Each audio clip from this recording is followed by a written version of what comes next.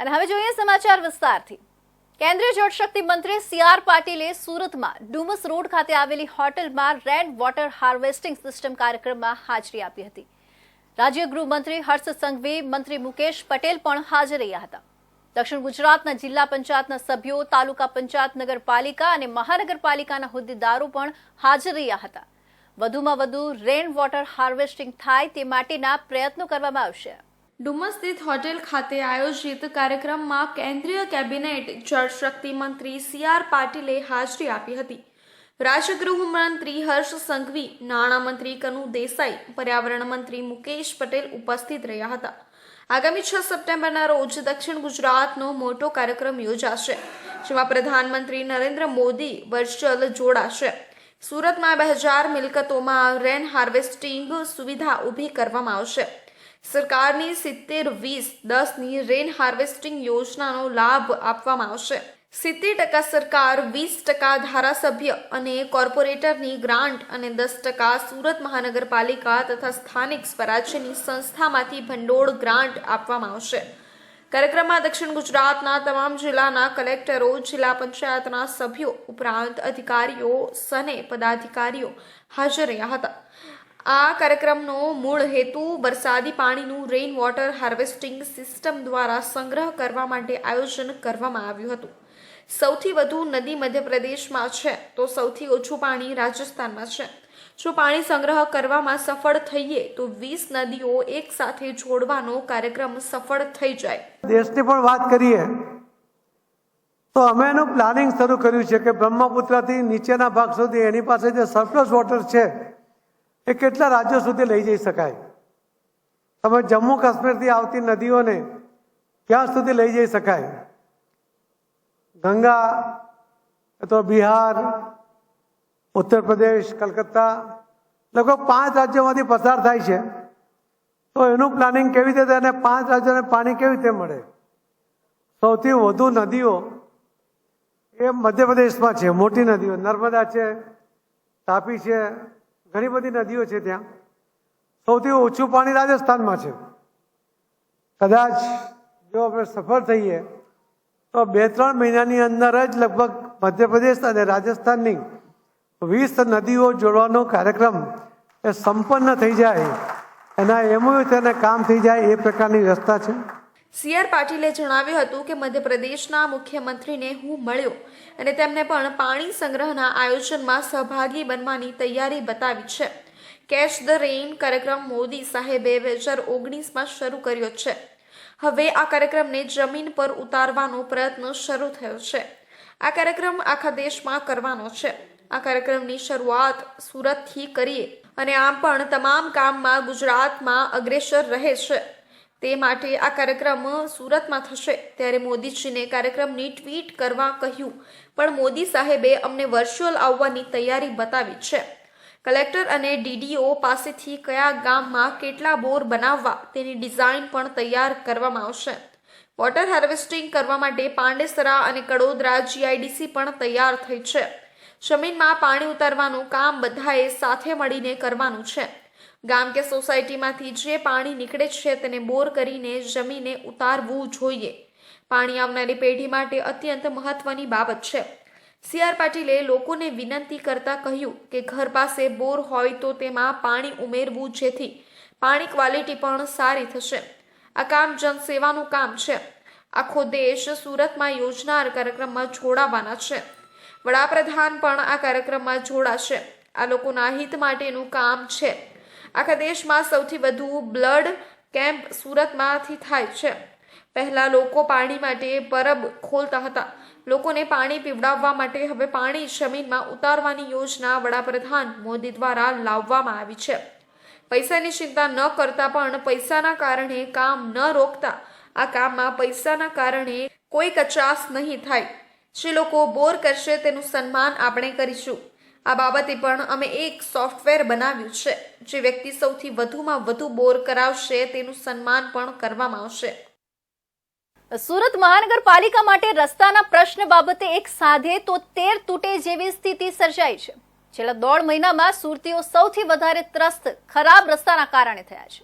એક તરફ શહેરભરમાં traffic signal લગાડી દેવામાં આવ્યા છે, જેમાં અલગ અલગ ટાઈમ પ્રમાણે ત્યાંથી પસાર થવાનું હોય છે, પરંતુ રસ્તાઓની સ્થિતિ એટલી ખરાબ છે કે બમણો સમય પસાર કરવામાં થઈ રહ્યું છે, જેના કારણે ટ્રાફિક સિગ્નલ પરથી ખૂબ ઓછા વાહનો પસાર થાય છે, જેને કારણે ટ્રાફિકની સમસ્યા વધુ વકરી રહી છે. વરાછા વિધાનસભાના ધારાસભ્યોએ મ્યુનિસિપલ કમિશનરને ખખડધજ રસ્તા બાબતે પત્ર લખ્યો છે. સુરત મહાનગરપાલિકા દ્વારા ચોમાસા દરમિયાન શહેરના તૂટેલા રસ્તાને યુદ્ધના ધોરણે રિપેર કરવાની વાત કરવામાં આવી હતી. મ્યુનિસિપલ કમિશનર દ્વારા 7 દિવસમાં જ રસ્તા રિપેરિંગ કામ પૂર્ણ કરવા માટેની તાકીદ કરી દેવામાં આવી હતી, પરંતુ હજુ સુધી શહેરના મોટા ભાગના રસ્તાઓ રિપેર થયા નથી. મેયર દ્વારા પર આ બાબતે વારંવાર મ્યુનિસિપલ કમિશનરનું ધ્યાન દોરવામાં આવ્યું હતું, પરંતુ શહેરના રસ્તાઓ બિસ્માર સ્થિતિમાં જોવા મળી રહ્યા છે. છેલ્લા એક સપ્તાહમાં જે રીતે ધોધમાર વરસાદ વરસી રહ્યો છે, તેના કારણે હતા એના કરતાં પણ વધારે ખરાબ સ્થિતિમાં શહેરના રસ્તાઓ થઈ ગયા છે. આપણે સૌ જાણીએ છીએ કે ચોમાસામાં વરસાદ દરમિયાન સુરત શહેરના રસ્તાઓનું ખૂબ ધોવાણ થયું છે, મોટા મોટા ખાડાઓ પડ્યા છે, અસહ્ય ત્રાસદાયક રોડ તૂટી ગયા છે. જોકે ગુજરાત રાજ્યના બીજા મહાનગરોની અંદર, બીજા જિલ્લાઓમાં જે વરસાદ પડ્યો છે એના પ્રમાણમાં સુરતમાં ખૂબ ઓછો વરસાદ પડ્યો છે, છતાં પણ રસ્તાઓનું ધોવાણ થયું છે. માનો કે આપણે માની લઈએ કે વરસાદ પડ્યો છે, ચોમાસા દરમિયાન રસ્તાઓનું ધોવાણ થાય છે, તો માની લઈએ કે થયું, પરંતુ વરસાદ બંધ થયા પછીનું રિપેર તો થવું જોઈએ, રસ્તાઓનું રિપેર, ખાડાઓનું રિપેર તો થવું જોઈએ ને. આજે લગભગ 4-5 દિવસથી વરસાદ બંધ થયો છે. મેં એક પણ જગ્યાએ રસ્તા રિપેર થતા જોયા નથી, ખાડાઓનું પુરાણ થતું મેં જોયું નથી. એટલે મને એવું લાગ્યું કે તંત્ર ઊંઘે છે.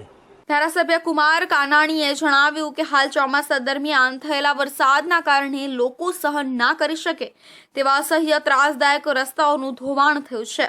શહેરમાં ખાડાઓનું સામ્રાજ્ય ઊભું થયું છે, જે સહન કરી શકાય તેમ નથી. ટ્રાફિક પોલીસ વિભાગ દ્વારા સિગ્નલ ચાલુ કર્યા છે, તેનો લોકો અમલીકરણ પણ કરી રહ્યા છે, પરંતુ 60 સેકન્ડ સિગ્નલ ખુલે તો ખાડાઓમાં લોકોની ગાડી ચાલતી જ નથી. થોડી ગાડીઓ સિગ્નલ પસાર કરે કે તરત જ સિગ્નલ બંધ થઈ જાય છે. તેના કારણે ટ્રાફિક પણ અસહ્ય થાય છે. સિગ્નલનો હેતુ પણ રહેતો નથી. લોકો ત્રાહિમામ પોકારી ગયા છે. છતાં સુરત મહાનગરપાલિકાનું વહીવટી તંત્ર મૂર્છા અવસ્થામાં છે, ઊંઘી રહ્યું છે, જે ખૂબ જ દુઃખદ બાબત છે. તો યુદ્ધના ધોરણે રિપેર કરવા માટેની માંગણી છે. તો ટ્રાફિક એએસઆઈ એસીબીના હાથે ઝડપાયા છે. એન્ટી કરપ્શન બ્યુરોએ ટ્રાફિક એએસઆઈ વિજય ચૌધરી અને વચેટિયા સંજય પાટીલને લાંચ લેતા ઝડપી પાડ્યા છે.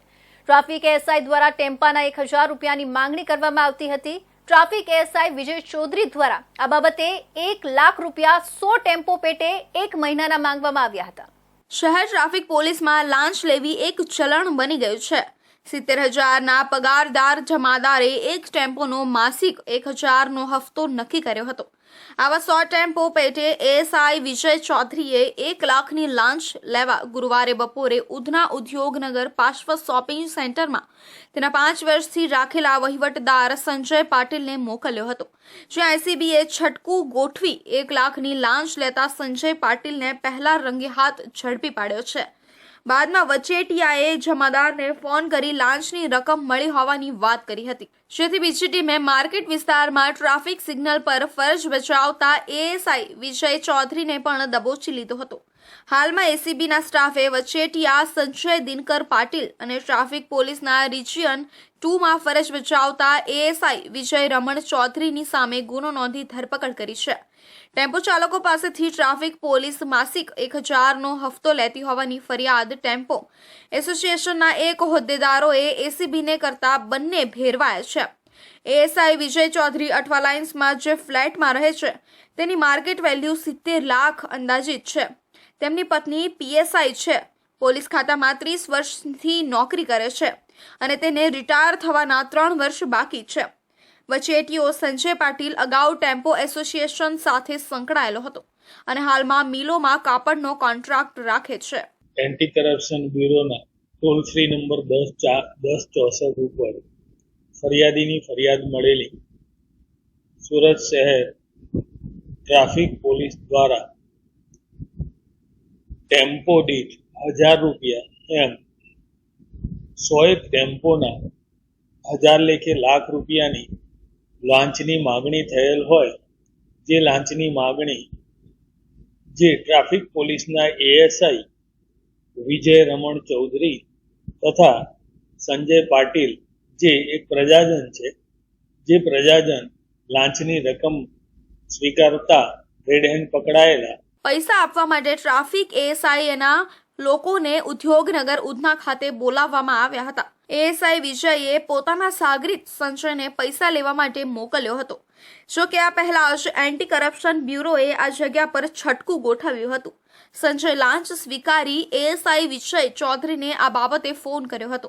ત્યારબાદ એન્ટી કરપ્શન બ્યુરોએ સંજય અને એએસઆઈ વિજયની ધરપકડ કરી હતી. એએસઆઈ વિજય છેલ્લા 7 વર્ષથી સુરત શહેર ટ્રાફિક વિભાગમાં કામ કરે છે અને 5 વર્ષથી રિજિયન 2 માં નોકરી કરે છે. સુરતમાં ઇલેક્ટ્રિક બાઇકની ફેક્ટરી શરૂ કરી તેમાં ડિરેક્ટર તથા ભાગીદાર બનાવવાની લોભામણી લાલચ આપી ₹2,97,00,000ની છેતરપિંડી કરનાર આરોપીની સુરત ઇકોનોમિક સેલે ધરપકડ કરી છે. ફરિયાદીના પુત્રને કંપનીમાં માત્ર કાગળ પર ડિરેક્ટર બનાવીને બાદમાં પ્લાન્ટ બંધ કરી નાસી ગયા હતા. સુરત ઇકોનોમિક સેલ પાસેથી મળતી માહિતી મુજબ સુરત શહેરના વેસુ વિસ્તાર ખાતે રહેતા 61 વર્ષીય રાજેશ કુંદનલાલ નિવૃત્ત જીવન જીવી રહ્યા છે. તેઓ મૂળ ઉત્તર પ્રદેશના મેરઠના વતની છે. તેઓએ ઇકોનોમિક સેલમાં આપેલી ફરિયાદમાં જણાવ્યું છે કે આરોપી મનીષ મનવિંદર સિંઘ યુગ પિતા સાથે તેમના મકાનમાં ભાડેથી રહેતા હતા, જેથી રાજેશને આરોપીઓ સાથે ઓળખાણ સારી રીતે હતી. રાજેશને આરોપીઓએ જણાવ્યું હતું કે તેઓ દિલ્હી ખાતે ઇલેક્ટ્રિક વ્હીકલ બનાવવાની એપોનિક્સ લેબ્સ પ્રાઇવેટ લિમિટેડ કંપની ચલાવે છે, જેથી આરોપીએ ફરિયાદીને સુરત ખાતે ઈ બાઇકનો પ્લાન્ટ શરૂ કરવા માટે જણાવી તે પ્લાન્ટમાં રાજેશના દીકરાને ડિરેક્ટર તથા ભાગીદાર બનવાની લાલચ આપી હતી.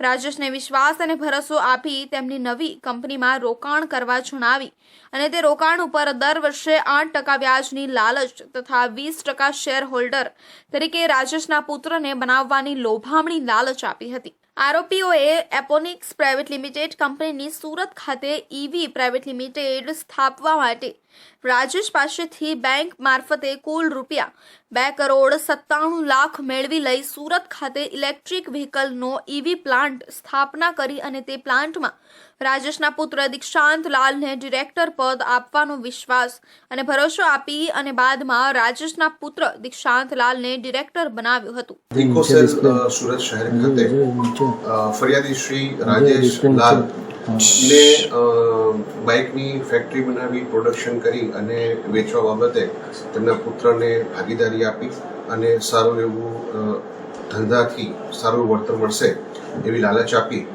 આરોપી મનવિંદર ચૂક તથા અન્ય આરોપીઓએ ફરિયાદીને લાલચ આપી અને ₹2,97,00,000ની તેઓ સાથે વિશ્વાસઘાત કરેલ, જે અનુસંધાને એફઆઈઆર નોંધી અને આરોપી મનીષ ચૂકની ધરપકડ કરવામાં આવેલ છે અને હાલ અન્ય આરોપીઓ બાબતે તપાસ ચાલુ છે. જો કે ડિરેક્ટર તરીકે કોઈ સત્તા કે અધિકારીઓએ આપ્યું નહીં અને ડિરેક્ટર ફક્ત કાગળ ઉપર દર્શાવી રાજેશ સાથે વિશ્વાસઘાત કર્યો હતો. પ્લાન્ટ આરોપીઓએ પોતાની રીતે બંધ કરી દઈ રાજેશ સાથે કુલ ₹2,97,00,000ની છેતરપિંડી કરી હતી. રાજેશે પોતાની સાથે થયેલી છેતરપિંડી અંગે સુરત ક્રાઇમ બ્રાન્ચમાં ફરિયાદ નોંધાવી હતી, જે અંગેની તપાસ ઇકોસેલને આપવામાં આવી હતી. જે ગુનામાં આરોપી મનીષ મનવિંદર સિંઘ યુગની ધરપકડ કરવામાં આવી છે. કોલોનીમાં દંપતી અને પુત્રના મોત માટે જવાબદાર આરોપી ઝડપાયો છે. ભરૂચ રેલવેમાં સેક્શન ઓફિસર તરીકે ફરજ બજાવતા જતીન મકવાણાની પત્ની ત્રુપલે રેલવે કોલોની સ્થિત ક્વાર્ટરમાં પંખા સાથે ગળે ફાંસો લગાવી આપઘાત કર્યો હતો. ભરૂચની રેલવે કોલોનીમાં ઘટના બની હતી. પત્નીના આપઘાત બાદ પતિએ પુત્રની હત્યા કરી હતી. પતિએ પણ ટ્રેન નીચે પડતું મૂકી આપઘાત કર્યો હતો. આત્મહત્યા માટે દુષ્પ્રેરણા આપનાર આરોપીની ધરપકડ કરવામાં આવી છે. ભરૂચમાં એક રેલવે અધિકારી અને તેના પત્નીની આત્મહત્યાની ઘટના સામે આવી હતી. પત્નીએ ગળે ફાંસો ખાઈ આપઘાત કરી લેતા અધિકારીએ તેના 10 વર્ષના પુત્રનું ગળું દબાવી હત્યા કરી જાતે પણ ટ્રેન નીચે પડતું મૂકી આપઘાત કરી લેવાના મામલામાં પોલીસે આત્મહત્યા માટે દુષ્પ્રેરણા આપનાર રાજા શેખ નામના ઈસમની ધરપકડ કરી કાયદેસરની કાર્યવાહી હાથ ધરી છે. ભરૂચ રેલવેમાં સેક્શન ઓફિસર તરીકે ફરજ બજાવતા 40 વર્ષીય જતીન મકવાણાની પત્ની ત્રુપલે રેલવે કોલોની સ્થિત ક્વાર્ટરમાં પંખા સાથે ગળો ફાંસો લગાવી આપઘાત કરી લીધો હતો. ત્યારબાદ જતીને તેના 10 વર્ષીય પુત્ર વિહાનનું પલંગ પર ગળું દબાવી હત્યા કરી નાખી હતી અને પોતે ભરૂચ અંકલેશ્વર વચ્ચે ટ્રેન નીચે પડતું મૂકી આપઘાત કરી લીધો હતો. આ સમગ્ર મામલે અંકલેશ્વર શહેરે ડિવિઝન પોલીસમાં ફરિયાદ નોંધાઈ હતી. પોલીસ ફરિયાદમાં પરિવારના આપઘાત પાછળ રાજા શેખ નામનો ઈસમ કારણભૂત હોવાનું દર્શાવવામાં આવ્યું હતું, જેના આધારે પોલીસે તપાસ શરૂ કરી હતી અને 2 મહિના બાદ આરોપીની ધરપકડ કરવામાં પોલીસને સફળતા મળી છે. અમદાવાદના જુહાપુરા વિસ્તારમાં અને દુધેશ્વર વિસ્તારમાં રહેતા આરોપી રાજા શેખ, કે જેનું સાચું નામ જે છે ખલીક કુજમા ઉર્ફે રાજા શેખ અબ્દુલ જબ્બાર શેખ, તેના દ્વારા એક પ્રકારની મોડસ ઓપરન્ડી કરી અને જીમમાં ટ્રેનર તરીકે કામગીરી કરી ત્યાં આવતા મહિલા જે હોય છે તેને ફિટનેસ ટ્રેનિંગ તરીકે આપી અને તેનું શોષણ કરવાનું, ત્યારબાદ તેને પોતાની રીતે માયાજાળમાં ફસાવી તેનું શારીરિક શોષણ કરવાનું તથા એ પ્રકારની એમો કરીને તે પરિવારમાં વિવાદ ઊભો કરે. ત્યારબાદ એ ઘટનાને અંતર્ગત આ શોષણ ચાલુ રહેતા પરિવારના 3 જણાનું જાન ગુમાવવાની પરિસ્થિતિ ઉત્પન્ન કરેલ. ઝડપાયેલ આરોપી રાજા શેખ જતીન મકવાણાની પત્ની રૂપલનું શોષણ કરી માનસિક ત્રાસ આપતો હતો, જે સહન ન થતા ત્રુપલે આપઘાત કરી લીધો હતો અને ત્યારબાદ જતીને તેના પુત્રની હત્યા કરી પોતે પણ આત્મહત્યા કરી લીધી હતી. રાજા શેખ વિવિધ જીમમાં ટ્રેનર તરીકે કામ કરે છે અને અહીં ટ્રેનિંગ અર્થે આવતી યુવતીઓ સાથે મિત્રતા કેળવી તેઓનું માનસિક અને શારીરિક શોષણ કરતો હોવાનું પણ પોલીસ તપાસમાં બહાર આવ્યું છે. ત્યારે પોલીસે આરોપીની આત્મહત્યા માટે દુષ્પ્રેરણા આપવાના ગુનામાં ધરપકડ કરી કાયદેસરની કાર્યવાહી હાથ ધરી છે.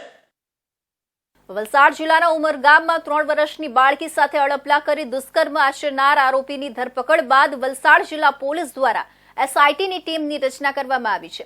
એસઆઈટીની ટીમ દ્વારા આરોપીને સાથે રાખી ઘટના સ્થળનું રિકન્સ્ટ્રક્શન પંચનામું કરવામાં આવ્યું હતું, જે બાદ આજે આરોપીને કોર્ટ સમક્ષ રજૂ કરી વાપી ડીવાયએસપીની ટીમ સ્પેશિયલ કોર્ટમાં રિમાન્ડની માંગણી કરી હતી. જે અરજી પર ડીજીપી અનિલ ત્રિપાઠીની અસરકારક દલીલોને ગ્રાહ્ય રાખીને સ્પેશિયલ કોર્ટના જજ લતીવી આહુજાએ 4 દિવસના રિમાન્ડ મંજૂર કર્યા હતા. વલસાડ જિલ્લા પોલીસે આરોપીના રિમાન્ડ મેળવી આગળની તપાસ હાથ ધરી છે. વલસાડ જિલ્લાના ઉમરગામ તાલુકામાં રહેતા એક શ્રમિક પરિવારની 3 વર્ષની સગીરા સાથે યુવકે ચાલીના બાથરૂમમાં કરેલા અડપલા કેસમાં વલસાડ જિલ્લા પોલીસની ટીમે એસઆઈટીની રચના કરી છે. એસઆઈટીની ટીમ દ્વારા આરોપીને સાથે રાખીને તપાસ કરવામાં આવી રહી છે. વલસાડ જિલ્લાના વાપીના ડીવાયએસપી બીએન દવેના નેતૃત્વમાં એસઆઈટીની ટીમે આરોપીને સાથે રાખીને ઘટના સ્થળનું રિકન્સ્ટ્રક્શન પંચનામું કરવામાં આવ્યું હતું. रिकंस्ट्रक्शन पंचनामा दरमियान आरोपियों समग्र घटनाक्रम अंगे माहिती आपी હતી. बच्ची के दुष्कर्म की जो फरियाद दाखिल करी थी उसमें अक्यूज तुरंत 1 घंटे में पकड़ लिया गया था. अक्यूज का अरेस्ट करने के बाद कल मेडिकल करवा लिया गया है. अक्यूज के साथ में रख के जो जगह थी सीन ऑफ क्राइम उसका पंचनामा भी किया गया है. उसके साथ साथ फॉरेंसिक की एक्सपर्ट टीम के द्वारा उस जगह का पंचनामा किया गया है. इस अक्यूज के पास से उस दिन उसने पहने हुए कपड़े भी बरामद कर लिए गए हैं और उसका फ़ोन भी कब्जे कर लिया गया है. अक्यूज के फ़ोन को, आरोपी के फ़ोन को मोबाइल फॉरेंसिक टीम के इन्वेस्टिगेशन के लिए एफएसएल में भेज दिया जाएगा. વલસાડ જિલ્લા પોલીસની ટીમે સમક્ષ અધિકારીની હાજરીમાં ઘટનાની નોંધ લેવામાં આવી હતી. આરોપીનું મેડિકલ પણ કરાવી લેવામાં આવ્યું છે. સાથે હોસ્પિટલમાં સારવાર માટે દાખલ બાળકી સ્વસ્થ થઈ જતા હોસ્પિટલમાંથી બાળકીને ડિસ્ચાર્જ કરવામાં આવી હતી. વલસાડ જિલ્લા પોલીસે બાળકીનો કબજો તેના માતા પિતાને સોંપવામાં આવ્યો છે. એસઆઈટીની ટીમે આરોપીને સ્પેશિયલ કોર્ટમાં રજૂ કરી રિમાન્ડની માંગણી કરી હતી. તે અરજી ઉપર ડીજીપી અનિલ ત્રિપાઠીની અસરકારક દલીલોને ગ્રાહ્ય રાખીને સ્પેશિયલ કોર્ટના જજ ટીવી આહુજાએ આરોપીના 2 સપ્ટેમ્બર સુધીના રિમાન્ડ મંજૂર કર્યા છે. વલસાડ પોલીસે આરોપીના રિમાન્ડ મેળવી આગળની કાર્યવાહી હાથ ધરી છે. તો જન્માષ્ટમીની ઉજવણીની સાથે સાથે તહેવારોની હારમાળા શરૂ થઈ જાય છે. ત્યારે આગામી તારીખ 7 સપ્ટેમ્બરથી શરૂ થનારા ગણપતિ મહોત્સવનો માહોલ પણ શહેરભરમાં અત્યારથી જ જામવા લાગ્યો છે. એક તરફ મૂર્તિકારોએ ગણપતિ બાપાની પ્રતિમાને આખરી ઓપ આપી દીધો છે, ત્યારે સુરતમાં ગણપતિ બાપાની આગમન યાત્રા કાઢવામાં આવી રહી છે. સુરતમાં આવી જ એક આગમન યાત્રા પાંડેસરા SN ગ્રુપ દ્વારા કાઢવામાં આવી હતી. આ ગ્રુપ દ્વારા ગણપતિ બાપાની વિશાળ આગમન યાત્રા કાઢવામાં આવી હતી, જેમાં મોટી સંખ્યામાં ગણેશ ભક્તો જોડાયા હતા. ગણપતિના 10 દિવસ સુધી વિવિધ સેવાકીય કાર્યો પણ કરવામાં આવશે. સુરતના લોકોમાં પણ કોરોના પછી આ વર્ષે ગણપતિ બાપાને વધાવવા માટે સૌથી વધારે ઉત્સાહ જોવા મળી રહ્યો છે. ગણપતિની સ્થાપના એટલે ઘરમાં સુખ, શાંતિ અને ઐશ્વર્યનું આગમન. કહેવાય છે કે જ્યારે ગણપતિ બાપા આવે છે ત્યારે તે આ બધી વસ્તુઓ પોતાની સાથે લાવે છે. જ્યારે તેઓ 10 દિવસ પછી પાછા ફરે છે ત્યારે તેઓ ઘરની બધી નકારાત્મકતા પોતાની સાથે લઈ જાય છે. મારું નામ યોગેશ છે, ઉર્ફે પિન્ટુ. અમે SN ગ્રુપના બધા મેમ્બરો છે અને આજે અમે લોકો અહીંયાથી ગણપતિ બાપાનું આગમન કરીએ છીએ અને ખૂબ સરસ રીતે કરીએ છીએ. 12 જ્યોતિર્લિંગ સાથે છે અને ગણપતિ બાપા છે અને આગળ અઘોરીઓ પણ બોલાવે છે અને 20 છોકરીઓ લાઠીચાર્જ અને તલવારબાજી પણ કરશે અને આ કાર્યક્રમ શોભા આગળ વધશે અને 9 વાગે સૂર્યપુત્રી તાપી માતાની આરતીનું પણ આયોજન કરવામાં આવ્યું છે. ગણેશજીની મૂર્તિની સ્થાપના એક ઉજવણી હોઈ શકે છે, પરંતુ ગણપતિ ખરેખર ઘરમાં આવે છે જ્યારે આપણે તેમના દ્વારા શીખવેલી રીતો અનુસાર જીવીએ છીએ. ગણેશ ચતુર્થીના અવસર પર આપણે ભગવાન ગણેશના પરિવાર, સંબંધો, ભોજન, શસ્ત્રો, વાહન વગેરે વિષયને અનુસરીને જીવનમાં આવતી મુશ્કેલીઓ આપોઆપ ઓછી થઈ જશે. 10 લોકો પાસે ₹11 કરોડની છેતરપિંડી કરનાર આરોપી બીમાર માતાને મળવા માટે આવતા જ સુરત ઇકોનોમિક સેલે તેને ઝડપી પાડ્યો હતો. આ 10 લોકો થકી હજારો લોકો પાસેથી પોતાની કંપનીમાં રોકાણ કરાવ્યું હતું. અમદાવાદ અને સુરતમાં લોકો પાસેથી કરોડો રૂપિયાની ઉચાપત કર્યા બાદ આરોપી કેતન સોલંકી દુબઈ નાસી ગયો હતો અને ત્યાં છેલ્લા 2 વર્ષથી ટૂર એન્ડ ટ્રાવેલ્સની કંપનીમાં નોકરી કરતો હતો.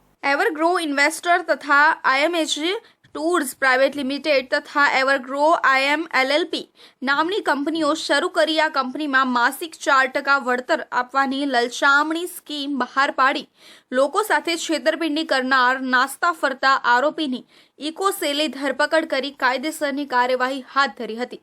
પકડાયેલ આરોપી કેતન કંપનીમાં CMD તરીકે કાર્યભાર સંભાળતો હતો. કંપનીમાં રોકાણકારોને લાવવાનું તેમજ ટીમ મેનેજમેન્ટનું કામ સંભાળતો હતો. સુરત શહેરમાં મલ્ટીલેવલ માર્કેટિંગના ઓથા હેઠળ રોકાણકારોને કંપનીઓમાં મૂડીનું રોકાણ કરવા અને કરેલા રોકાણની સામે 4% લેખે કમિશન આપવા અંગેનું તથા કંપનીઓમાં ઓછામાં ઓછું ₹10,500નું રોકાણકારો પાસેથી રોકાણ કરાવી જેમાં ₹500 સર્વિસ ચાર્જ તરીકે કાપી 1 યુનિટ એલોટ કરી તેના બદલામાં એક ID જનરેટ થયા બાદ પોતાની ID નીચે તે રોકાણકાર જેટલા વ્યક્તિઓને રોકાણ કરાવે તે મુજબ કંપની દ્વારા કમિશન ચૂકવવામાં આવશે તેવી લાલચ આપી કંપનીઓમાં કરોડોની માતબર રકમ રોકાણ કરાવી તે રોકાણ કરેલ રકમ પોતાના અંગત ઉપયોગમાં લઈ ગુનો આચર્યો હતો. જે અંગે આરોપીઓ હિરેન રવજીભાઈ જોગાણી, કેતન ધનજીભાઈ સોલંકી, દીપક ચંદ્રકાંતભાઈ શાહ, મોહમ્મદ રિયાઝ ઉર્ફે રાજુ ઉર્ફે ડોક્ટર ઇબ્રાહિમ ખાન પઠાણના વિરુદ્ધમાં DCB પોલીસ સ્ટેશનમાં ગુનો નોંધાયો હતો. આ ગુનામાં ઇકોસેલની ટીમે કોસંબા ખાતે રહેતા કેતન કુમાર ધનજીભાઈ સોલંકીની ધરપકડ કરી હતી. કેતન સોલંકી નામના આરોપીની હાલ ધરપકડ કરવામાં આવેલ છે. આ આરોપીના વિરુદ્ધમાં 2022ની સાલમાં ઇકોસેલ ખાતે ગુનો નોંધવામાં આવેલ. એ ગુનાની વિગત એવી હતી કે ફરિયાદી તથા અન્ય સાહેદોને આરોપીએ પોતે એવરગ્રો ઇન્વેસ્ટર નામની જે કંપની ખોલેલી તેમાં ઇન્વેસ્ટમેન્ટ કરવાની લાલચ આપી અને અન્ય લોકોને પણ આ કંપનીમાં ઇન્વેસ્ટમેન્ટ કરાવવા માટે તમે લઈ આવશો તો એમાંથી પણ તમને કમિશન આપવામાં આવશે એવી લાલચ આપી અને અલગ અલગ સાહેદો પાસેથી રકમ લઈ અને ત્યારબાદ રકમ પરત નહીં આપી અને ઇન્વેસ્ટમેન્ટ કરવાના બહાને પોતે આ રકમ સંપૂર્ણપણે ઉચાપત કરી અને ભાગી ગયેલ. જે આરોપી કેતન સોલંકીની ધરપકડ કરાવી રિમાન્ડ માંગવામાં આવેલ છે. હાલ આરોપી રિમાન્ડ હેઠળ છે. તેઓએ વધુમાં જણાવ્યું હતું કે આરોપી માતાને મળવા માટે સુરત આવ્યો હતો અને ત્યારે આ અંગેની જાણકારી મળતા તેની ધરપકડ કરવામાં આવી હતી. કરોડો રૂપિયાની ઉચાપત કર્યા બાદ તે દુબઈ નાસી ગયો હતો. આરોપી દુબઈમાં છેલ્લા 2 વર્ષથી ટૂર એન્ડ ટ્રાવેલ્સની કંપનીમાં નોકરી કરતો હતો. હજી પણ 2 આરોપીઓ ફરાર છે. કેરેલાથી દંપતી સાથે સુરત ખરીદી કરવા આવેલા કેરેલાના વ્યક્તિનું સુરતમાં મોત થયું હોવાની ઘટના બની છે. રિંગ રોડ ખાતે આવેલા હોટલ ટેક્સ પ્લાઝામાં 7મા માળેથી નીચે ખાડામાં પટકાતા કેરેલાના વ્યક્તિનું મોત થયું હતું. હોટલમાં લિફ્ટની ગતિવિધિમાં પ્રોબ્લેમ હોવાથી ઘટના બની હોવાની આશંકા છે. હોટલ મેનેજમેન્ટ દ્વારા પરિવારજનોને ગોળ વાત કરી રહ્યા છે. હોટલ મેનેજમેન્ટ દ્વારા બેદરકારી થઈ હોવાનું પરિવારજનો આક્ષેપ કરી રહ્યા છે. સુરતમાં આવેલી ટેક્સટાઇલ માર્કેટમાં ખરીદી કરવા માટે દેશભરથી લોકો આવતા હોય છે. ત્યારે કેરળથી એક દંપતી ખરીદી માટે આવ્યા હતા. તેમણે રાત્રિ રોકાણ રિંગ રોડ પર આવેલી ટેક્સ પ્લાઝો હોટેલમાં કર્યું હતું. જોકે 45 વર્ષીય પુરુષ રાત્રિના સમયે લિફ્ટનો દરવાજો ખોલતા જ 7મા માળેથી પટકાતા મોતને ભેટ્યા હતા, જેથી પરિવારમાં શોકનું મોજું ફરી વળ્યું હતું. પત્નીના રડી રડીને બેહાલ થયા હતા. કેરળના કોટ્ટાયમ જિલ્લામાં રહેતા રણજીત બાપુ તેની પત્ની ફેશન ડિઝાઇનર હોવાથી ખરીદી કરવા માટે સુરત આવ્યા હતા. આ દરમિયાન રાત્રે રોકાણ તેમણે રિંગ રોડ ખાતે આવેલી ટેક્સ પ્લાઝો હોટલમાં કર્યો હતો. ત્યારે રાત્રિના સમયે રણજીત બાબુ બહાર નીકળવા લિફ્ટનો ઉપયોગ કરતા હતા. એ દરમિયાન લિફ્ટ ઉપરના માળે જતી રહે અને દરવાજો ખુલી જતા તેઓએ પગ લિફ્ટના પેસેજમાં મૂકતા જ નીચે પટકાયા હતા અને મોતને ભેટ્યા હતા. एक्चुअली एक फैमिली है, एक रंजित बाबू करके, उसका वाइफ के साथ कल आया था इधर लोकली, इधर परचेज करने के लिए आया था. एक्चुअली केरला से आ गया, कल शाम को आ गया था. एक प्लाजा होटल में जो रूम लिया है, 7th फ्लोर में रूम लिया है उन्होंने. जो अंदर गया था, फिर कोई सामान के लिए नीचे गया था. जो लिफ्ट में डोर खुला था, ऐसा भी गिर गया था. एक्चुअली डोर तो खोलना नहीं चाहिए थे, लिफ्ट के ऊपर ही थे. तो एक्चुअली प्योर डिफॉल्ट ऑफ मतलब सेफ्टी फेलियर है, लिफ्ट का सेफ्टी फेलियर है. हम लोग कल पुलिस वाला को तो मतलब इन्फॉर्म किया था डिटेल इन्वेस्टिगेशन के लिए. मतलब एकदम ये जो नीचे जो पिट में गया था, नीचे बॉडी भी पिट में जो फाउंड हो गया था. तो एक सेफ्टी फेलियर है बिकॉज ऑफ मतलब मैनेजमेंट का और इसका होटल का सेफ्टी फेलियर है इसमें. પતિને ગુમાવનાર મહિલાની વારે કેરેલિયન સમાજના લોકો આવી ગયા હતા, જેમાં સંજય ઇઝાવાએ કહ્યું કે મૃતક રણજીત બાબુને 2 સંતાન છે, જેમાં એક 5મા અને બીજો 7મા ધોરણમાં અભ્યાસ કરે છે. હોટલની બેદરકારીના કારણે આ સમગ્ર દુર્ઘટના ઘટી છે. લિફ્ટની ગતિવિધિમાં પ્રોબ્લેમ્સ હોવાની આશંકા મેનેજમેન્ટને હોવા છતાં પણ લિફ્ટ રિપેર ન કરી હોય તેવું સામે આવ્યું છે. હાલ હોટલ મેનેજમેન્ટ ગોળ જવાબ આપી રહ્યા છે, જેથી હોટલ મેનેજમેન્ટની બેદરકારી સમગ્ર કિસ્સામાં હોય તેવું સામે આવી રહ્યું છે, જેથી આગામી સમયમાં કાયદેસરની કાર્યવાહી કરવામાં આવશે. તો આ હતા સુરત બુલેટિનના મહત્વના સમાચાર. નવા સમાચાર સાથે ફરી મળીશું. ત્યાં સુધી જોતા રહેજો ઇન્ડિયા ન્યૂઝ ગુજરાત.